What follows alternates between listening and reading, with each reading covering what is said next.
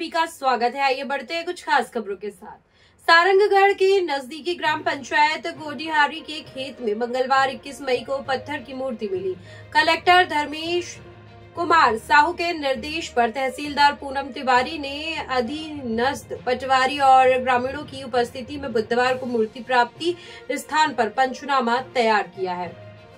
Collector Shri Sahu ने जिले में पत्थर की मूर्ति प्राप्ति के संबंध में पुरातत्व विभाग रायपुर को पत्र लिखा है। उल्लेखनीय है कि भूमि स्वामी द्वारा 2 माह पूर्व खेत की जुताई ट्रैक्टर से करवाने पर यह शिला में बनी मूर्ति ट्रैक्टर के हल में फंसकर बाहर निकल गया, जिसे मेड़ के एक किनारे में किया गया था। 21 मई मंगलवार को स्थानीय ग्रामीणों ने इस शिला को पलटकर देखा तो मूर्ति नजर आया और ये खबर सारंगगढ़ अंचल सहित देश प्रदेश में फैल गया।